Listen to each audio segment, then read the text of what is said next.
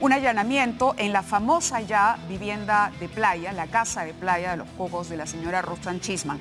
La semana pasada, cuando se dio a conocer la compra de una serie de inmuebles, el testimonio, mejor dicho, de Luis Nava, exsecretario de la Presidencia de Palacio de Gobierno, durante el gobierno de Alan García, saltó a la luz esta compra, ¿no? El propio Nava habló de alguna reunión en esta casa, pero inmediatamente la señora Chisman, a través de un comunicado, explicó que esta casa había sido adquirida con su dinero al 100%, y que esto podía probarse porque además había vendido otras dos propiedades para poder, digamos, cubrir el precio que se le pedía por esta casa, que era algo más, eran $120.000 aproximadamente. El hecho es que igual el fiscal ha considerado que podía encontrar información valiosa y durante horas intervino esta vivienda. Pero este es un capítulo más, o digamos una diligencia más, en las que se van a realizar o se vienen realizando ya en el caso de Alan García. Y no es que sea él el protagonista, porque el señor Alan García se quitó la vida, no puede ser más un procesado, pero sin embargo, en torno a él hay una serie de personajes que sí están hoy comprendidos en una investigación y que pueden definitivamente verse involucrados, como ya sabemos, o están involucrados en actos de corrupción durante el segundo gobierno del expresidente y que lamentablemente apuntan a su propia figura, la figura presidencial. Gustavo, bienvenido. Muchas gracias por estar con nosotros al inicio de semana. El tema de Alan García.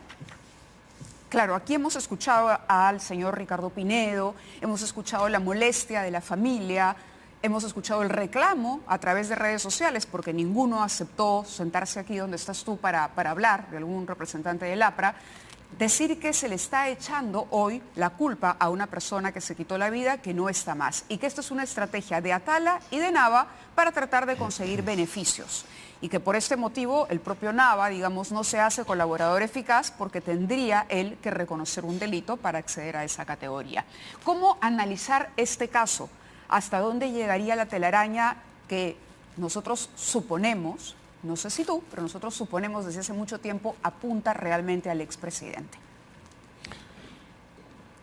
Lo que no suponemos, sino sabemos, es que el campo de lo conocido se ha ampliado considerablemente a partir de la revelación que hicimos la semana pasada sobre la confesión de Nava. Hasta ese momento habíamos pasado en lo que respecta a la relación corrupta, a las coimas pagadas durante el gobierno de Alan García, hasta ese momento, y los pagos que se hicieron a través del sector de operaciones estructuradas, lo que sabíamos en forma directa, una vez que quedó ya del todo aclarado la conferencia de Sao Paulo, es la confesión que hizo Miguel Atala de que el 1.300.000 de la banca privada en Andorra, que según la confesión previa de Barata, habían sido a la cuenta de Chalán, es decir, Nava, en realidad habían sido para Alan García y que él mismo había hecho esos pagos. Entonces, el testimonio de Atala fue, por supuesto, inmediatamente contestado por la gente que está cerca del APRA, de que es una traición y de que es una forma de ocultar los propios delitos, de obtener beneficios penitenciarios. Y ahora a eso se suma la confesión bastante detallada, pero no suficiente ni de lejos. Es una primera confesión hecha el 25 de septiembre pasado de Luis Nava, en la cual se amplían muchas cosas, se abren otros campos, pero también surgen discrepancias con las cosas ya confesadas, tanto de Barata como del propio Atala. Entonces, se ha abierto un campo nuevo, se ha ampliado lo conocido, pero a la vez está muy claro de que es necesario profundizar mucho la investigación en esto. Sabemos ahora que hay cosas que previamente no conocíamos. Por ejemplo, lo de las propiedades y las transacciones inmobiliarias que tuvieron lugar en las Casuarinas. Claro, eso lo sabemos. Terreno. ¿Verdad? Sabemos ahora lo del embarcadero, el slip, o estacionamiento acuático del Club La Marina y además la membresía. La membresía en ese club, la Marina. Sabemos la declaración que dio Nava sobre la casa esta de playa a nombre de Roxanne Chisman.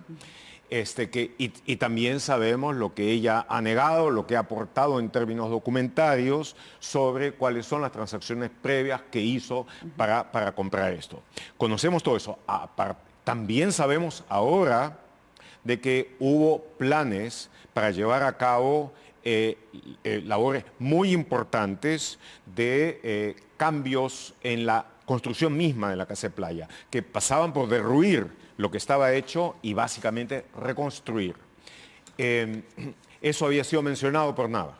Claro, porque lo que desmiente la señora Chisman en su comunicado, y permíteme esta tingencia, es la compra en sí del inmueble. Ella dice, yo compré la casa y para obtener el dinero que me pedían, he vendido esto y he vendido esto. Sí. Pero claro, hay planes posteriores, una remodelación que implica una inversión bastante grande. Considerable porque significaba básicamente demoler lo que había y reconstruirla, volver a construir. Además, construir incluso creo que con un sótano. Eso es lo que dice Nava en su testimonio. Y hacer un sótano, eso tiene un precio es otra significativo. cosa. Ajá. De acuerdo con lo que ha salido ayer en el reportaje de Llovera en Cuarto Poder, lo que ella dice es de que eventualmente optó por no llevar a cabo la inversión en el momento en que se dio, si es que recuerdo bien lo que salió en el programa.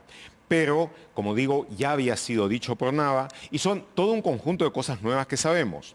Entonces, ahora, por ejemplo, queda mucho por avanzar en torno a explorar más a fondo el conjunto de transacciones inmobiliarias que se hizo en Casorinas respecto a ese terreno. ¿Quiénes fueron antes propietarios y quiénes fueron después?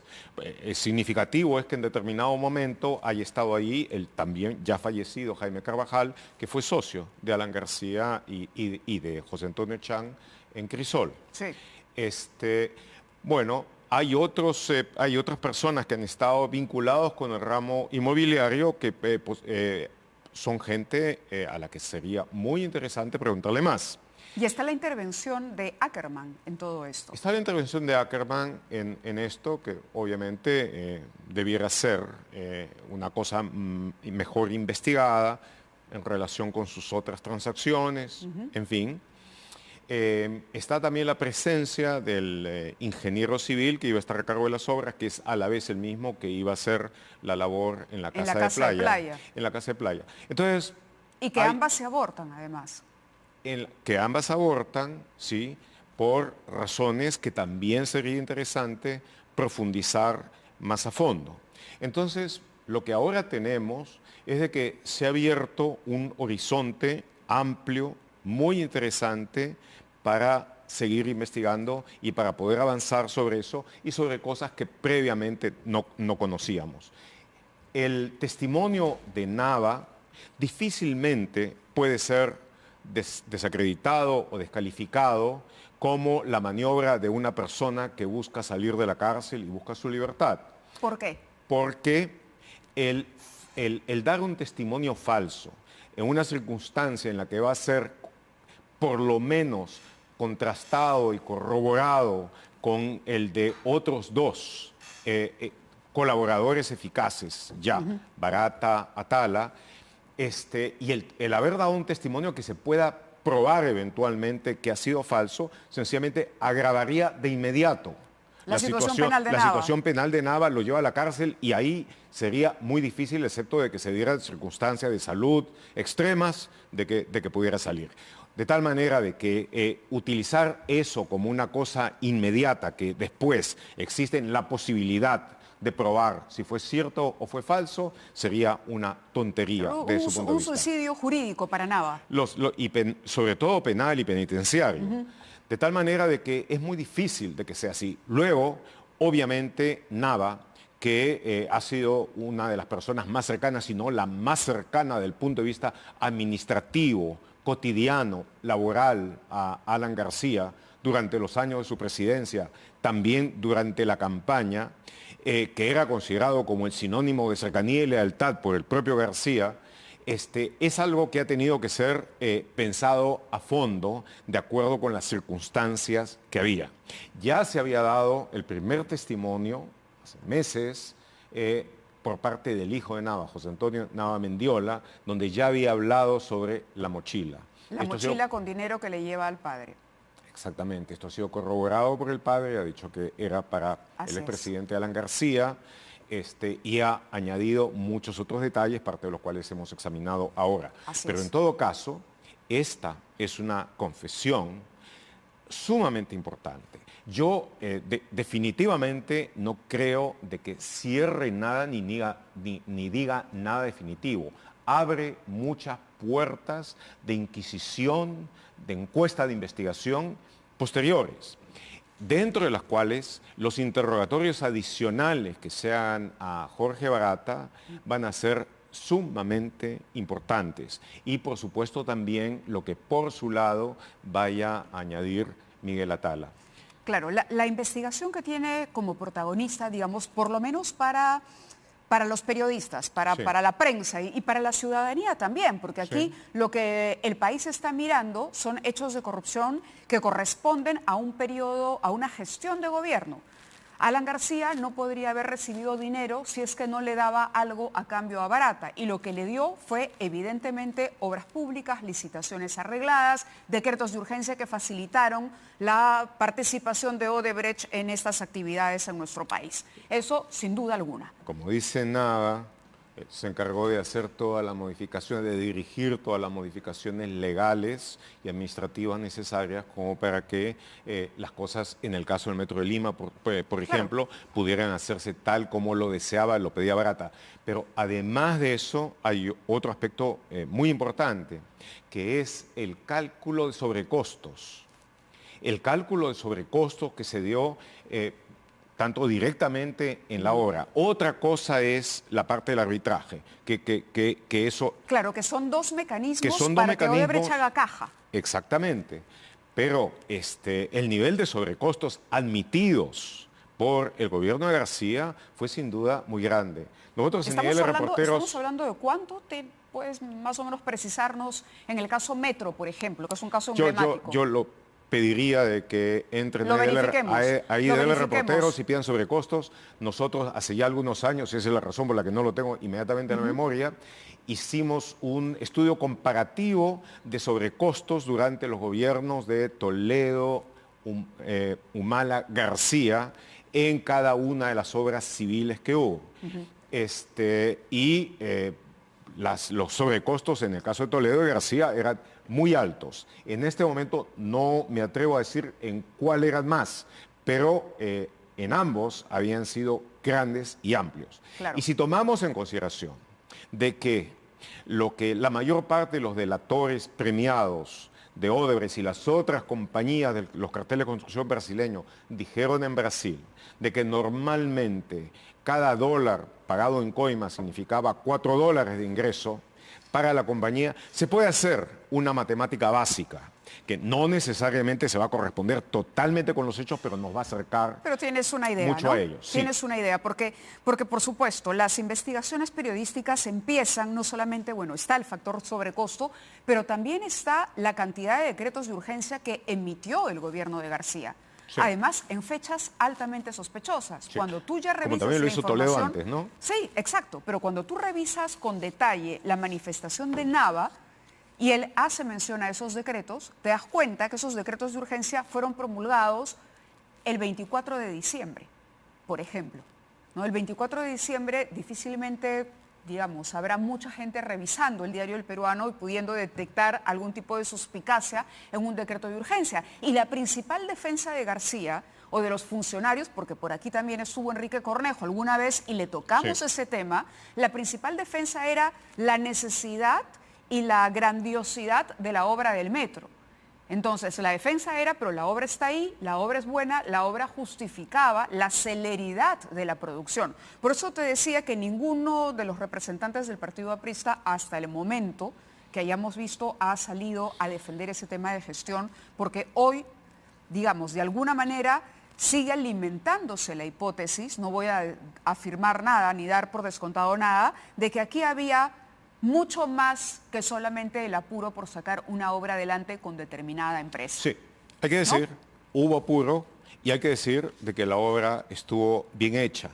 Esa es una de las cosas que además permitió a Odebrecht poder trabajar con la mano derecha y la mano izquierda simultáneamente. En un lado tenía buena ingeniería, era competitivo, tenía capacidad de emprender obras importantes.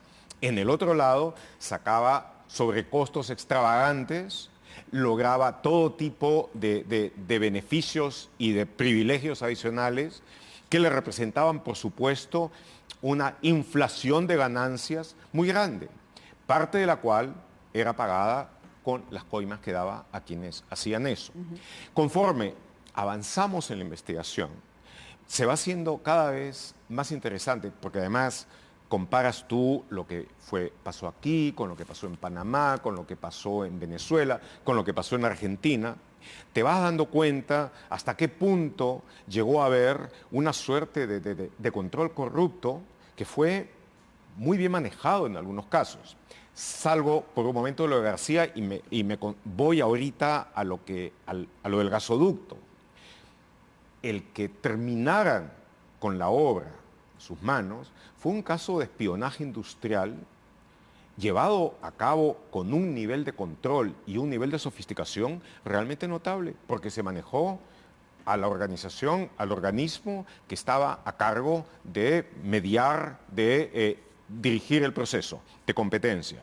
Se tuvo gente infiltrada en los competidores, se tuvo gente infiltrada en los estudios de abogados, se tuvo gente infiltrada en el propio estudio de abogados para poder hacer un conjunto de cosas extraordinarias. Y todo eso fue manejado directamente allá. Como digo, un caso de espionaje industrial complejo, que fue a fondo, donde estaba muchísimo en juego y donde finalmente lograron salirse con la suya en ese tiempo. Espías en todos lados. Sí. Espías en todos lados, espías bien remunerados. Espías bien remunerados, donde estaban buena parte de los estudios de abogados, que supuestamente mayor postín, en fin, que ahora están con grandes problemas como para poder hacer un control de daños y poder establecer dónde solamente estuvo la corrupción. Pero la corrupción estuvo realmente muy extendida en varios niveles. Nosotros, por supuesto, vamos a continuar después sacando más a fondo ese tipo de cosas, pero por lo pronto puedo decir de que el nivel de control que llegaron a tener, y aquí específicamente Jorge Barata, sobre las diversas partes de los procesos, el poder estar en Palacio de Gobierno, el poder ahí discutir cada cosa, el ver de que eso tuviera después una concomitancia en decretos legales, en decretos de urgencia, en medidas administrativas. Pero además medidas extraordinarias. Medidas extraordinarias. Y por eso es que llama la atención. Eran costos extraordinarios. Exacto, medidas extraordinarias para avalar obras que además era una estructura legal de la que podía hacer uso el presidente de la República. Entonces, esa es la conexión directa, digamos, con Palacio de Gobierno. Ahora, quería preguntarte, porque ustedes llegan a una conclusión al final del reportaje del último, sobre el testimonio de Nava, o del penúltimo, a la que, claro, cualquiera llega cuando te das cuenta y revisas la última vez que se entrevistó a Barata sobre Nava, sí, y cuando lees este testimonio del 25 de septiembre. Nava plantea un escenario en el que Barata es el corruptor. Digamos, hay una relación entre Barata y Alan García y él es una suerte de testigo que ve desfilar las loncheras, ¿no?, o las mochilas con dinero. Cuando tú lees el testimonio, sí, de Barata, Barata habla de una reunión en la que Nava prácticamente lo extorsiona y le dice: yo he visto que usted, o yo sé que usted le pagó a Toledo, y para continuar con la interoceánica nosotros vamos a poner ahora la tarifa. Entonces, me imagino que por ahí es donde hay que empezar a encontrar un camino, porque ciertamente es importante el testimonio, pero no es la Biblia lo que ha dicho Nava. Podría también haber incurrido en alguna imprecisión, por lo menos. Existe la posibilidad de que de alguna manera los tres hayan dicho partes de la verdad y que eventualmente digamos se conformen. Que es lo más probable. La posibilidad de que a la vez dos de ellos o todos ellos también hayan mentido.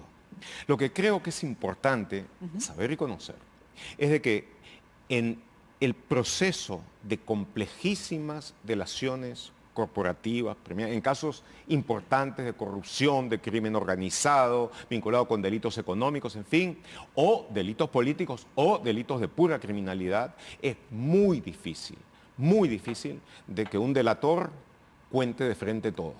Yo he estado tratando de ver algunos casos históricos de la mafia en Estados Unidos, de la mafia en Sicilia, y en la mayor parte de los casos célebres, el caso de Balaki, el caso de Buceta, tomó tiempo, fue poco a poco, fue gradual. En el caso de Barata, uno ve también una evolución en cuanto a cómo va su testimonio creciendo y ampliándose a lo largo del tiempo, que en algunos momentos es dramático, desde las primeras negaciones, que son, digamos, casi al 100% mentira, cuando declara en la Comisión Pari, por ejemplo, y cuando ya va avanzando en el proceso de colaboración, de colaboración eficaz. La excusa que, según entiendo, ha dado Barata es que ha estado esperando de que se perfeccione el proceso y de que pueda tener tanto él como la corporación las garantías de que se van a cumplir con todos los términos de la colaboración eficaz para hablar. Ya no le quedan muchas excusas a Barata. Y ahora, con los nuevos datos que hay, obviamente él va a tener que tomar algunas decisiones sumamente importantes sobre lo que habla, sobre aquello en lo que se ratifica y aquello en lo que se rectifica. Además, se ha podido reformular y precisar, leí ahora, el cuestionario que se le va a plantear próximamente en el siguiente interrogatorio, que va a incluir data proporcionada por Luis Nava. Nos ha llamado el secretario personal del expresidente, pero yo quisiera pedirle al señor Ricardo Pinedo, salvo que tú opines lo contrario, terminar la entrevista contigo para que él pueda luego hacer el descargo, o le damos un paréntesis al señor Pinedo. ¿Cómo prefieras? Tú eres el invitado, el señor Pinedo te está escuchando, ha llamado y por eso yo te planteo la decisión. Tú eres la conductora.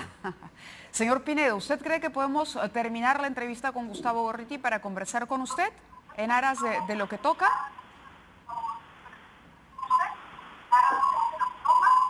Como usted desee y como usted decida, no hay ningún problema. De acuerdo, Ricardo, terminamos con Gustavo Gorriti e inmediatamente tomamos contacto para que usted diga lo que tenga que decir a propósito de lo conversado con el director de IDL Reporteros. Muchas gracias. Bien, por respeto a la continuidad de la entrevista. Ahora, Nava es un personaje siniestro, ¿no? Es un personaje oscuro que ha estado en el entorno de Alan García.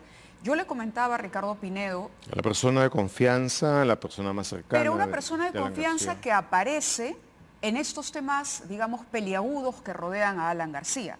Era el secretario de la Presidencia de la República. Claro, era la pero persona no que fue manejaba... secretario de la Presidencia de la República simplemente porque le cayese bien a García. La relación se remonta al primer gobierno. Ellos han tenido una relación sumamente cercana, han sido socios comerciales. Exacto, han sido socios comerciales en algunas compañías. Vinculada. Han estado juntos en organizaciones no gubernamentales que hicieron juntos. En la ONG famosa juntos. que formaron los 80. ¿Dónde estaba Roxanne Chisman también? Pero por supuesto, han estado cerca en todos esos aspectos y finalmente García lo promovió en la parte final de su gobierno a ser ministro y declaró en más de una ocasión de que él representaba, epitomizaba la lealtad. Entonces tenía una definitiva importancia en ese aspecto. ¿Cómo corroborar o cómo podría el equipo especial determinar, si es que cabe, no sé si esto esté dentro de los objetivos, de pronto ya no, sí, si la ruta del dinero llegó al expresidente directamente? Yo creo que va a ser indispensable, no por las consecuencias penales que no existen ya. Que no existen, por eso te hacía la pregunta. Sino por conocer cómo figuró eso y finalmente en qué terminó el dinero que se pagó para razones de corrupción, si es que se comprueba finalmente lo que ha dicho, lo que ha confesado Nava. Entonces va a ser, creo yo, necesario saber si eso se tradujo en determinados bienes, en determinados consumos, en determinadas adquisiciones y finalmente también va a ser sumamente importante conocer cuál fue el monto aproximado. Ahora en el caso de Toledo ya conocemos en principio de que fue de algo más de 30 millones de dólares. ¿Puedes hacer un cálculo, digamos, sobre lo que podría haber ocurrido en la gestión de García?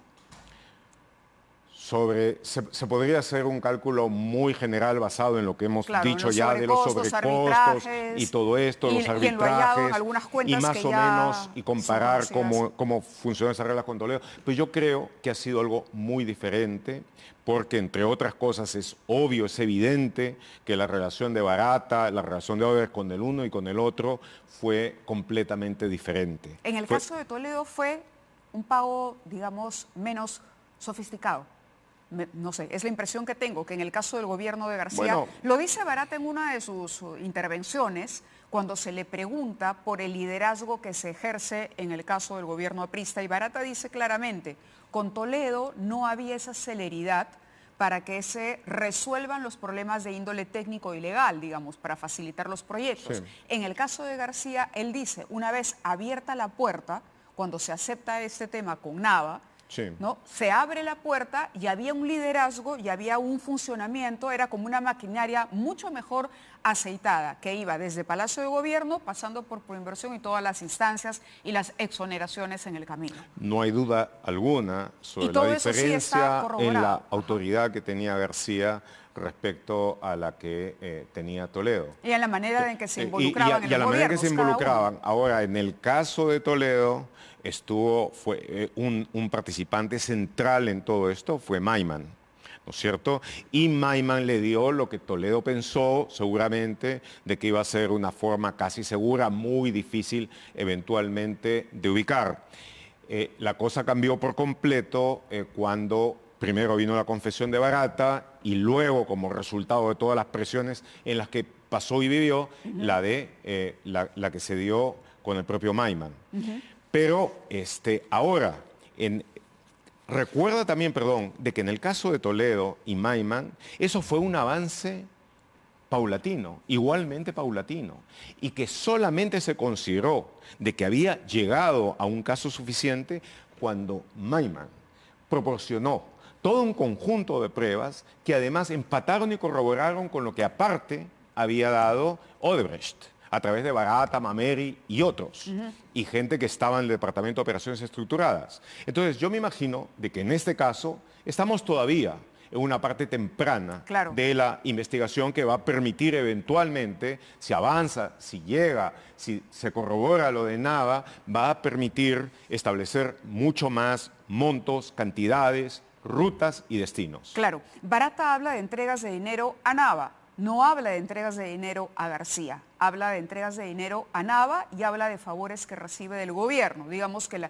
lo que a él le interesaba era que la decisión de gobierno se tomara. Sí. Lo que él dice también, lo que dice a su turno Barata, y que me imagino va a ser uno de los posibles puentes que guíen su testimonio, es que él sabía que Nava no decidía. Él sabía que Nava no tomaba las decisiones. Bueno, de alguna manera se lo ha preguntado José Domingo Pérez en algún momento, porque le dice, ¿usted sabe si el señor Nava hablaba directamente con ministros, por ejemplo, para la ejecución de tal o cual cosa? Y él dice, no, evidentemente el señor Nava no tenía esas atribuciones. Pero volviendo, por ejemplo, al tema... Incluso llega a decir que el Maiman de García. Exacto, lo compara en la función. Ahora, algo que nos decía Ricardo Pinedo, y antes de entrar con él, te lo pregunto. Sí. Pinedo nos decía el viernes... Pero ¿por qué José Domingo Pérez en ningún momento pregunta el dinero? Es decir, usted transó con el presidente García, le entregó dinero, porque el testimonio de Nava hoy señala que llegaron en loncheras o en mochilas dineros y que García tomaba efectivo directamente de esas loncheras. ¿No se pudo haber planteado una pregunta directa a Barata antes? Digo. No existía el testimonio de Nava. Yo sé que no existía el testimonio de Nava. Y yo creo de que ahora que se ha dado ese testimonio y que se ha dado el de Atala, entonces las preguntas son obligadas, las preguntas son necesarias y es muy posible que las preguntas vayan a ser mucho más específicas que eso. En ese esquema te pediría, con todo lo que hoy se sabe, si tuviésemos que esclarecer el papel de García, el papel, por ejemplo, de Roxanne Chisman, ¿cuál fue en todo esto? No lo sé. Sé que ella era la pareja de Alan Porque García. Nava la menciona en varias ocasiones y además diera la impresión de una suerte de sociedad. Eso es lo que dice Nava. No lo sé. Lo que sí sé es de que obviamente la relación de Roxanne Chisman con García fue de muchos años, de que ella Y hay una relación personal entre ella y Nava y el hijo de Nava pero a claro partir que de la sí, pero información. claro que sí. Y además ella participó en algunos directorios, por ejemplo, de este periódico del País, que estaba estrechamente vinculado con García y ahí con otros directivos del Partido Aprista.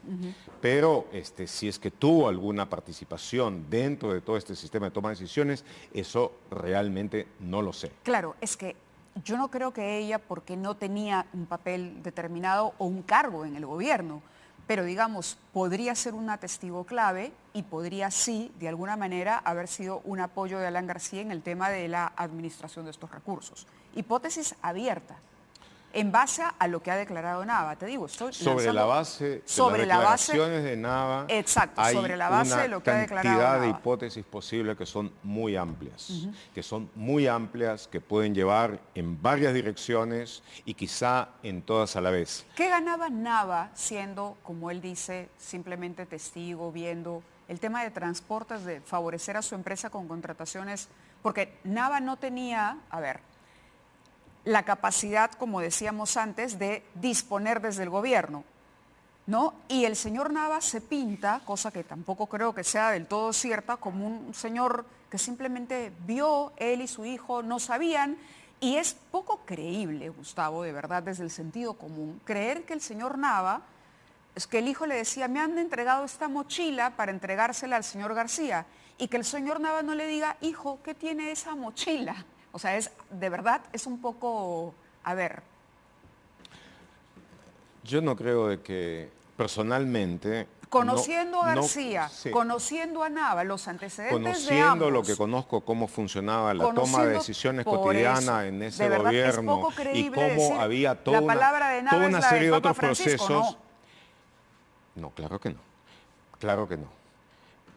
Yo creo de que es muy difícil que no haya sabido, que no haya tenido una idea de quién pagaba a quién, cómo y por qué. Encima, él dice, vi que el señor llegaba con su Exacto, loncherita, sí. con su loncherita escolar, Sí. ¿verdad? Y dejaba la loncherita. Después la loncherita terminaba en el cajón y del cajón salían billetes. Exacto. O que he visto incluso que de la lonchera o del maletín La salían única billetes. manera de corroborar eso es con barata. La única manera de sí, corroborar eso, porque es dinero que no entró a una cuenta, que era trasladada en loncheras, no deja huella.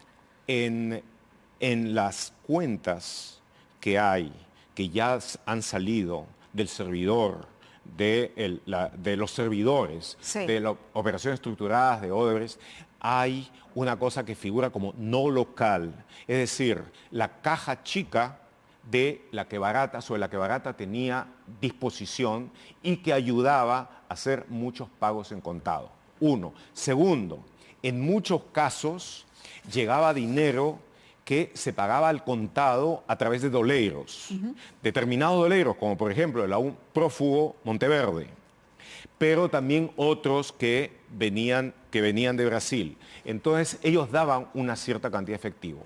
El problema para ellos es que cuando las cantidades fueron creciendo y creciendo, era difícil manejar ese efectivo, a menos de que él pues llevara una cantidad de locheras Claro, es lo que dice que Barato. hubiera parecido Cuando la trabajador del presión Globo. de Nava Sí. empezó, además, el apuro que tenía Nava de que llegara el dinero en efectivo, y Barata ahí es que le plantea abrir esta cuenta offshore, y ahí cogen a Atala como testaferro, ¿correcto? Cogen a Atala para que Atala prestara su nombre. Supongo que Atala no presta su nombre gratis, tampoco, porque parece ser una cadena donde de todas maneras alguien ganaba. Es como el tema del terreno. Este terreno famoso en Casuarinas, yo le preguntaba también al señor Pinedo, y seguramente ahora lo va a comentar, Sí. que se compre una propiedad y luego se devuelva a los 5 meses. Sí. Llama a sospecha. Considerando que un mes después se vende con un sobreprecio de más de $100,000. Claro, y que tú lo devuelvas a los 4, pagándole además al dueño, al propietario primero, El una 10% de penalidad, multa. así es, perdiendo tu dinero en una operación.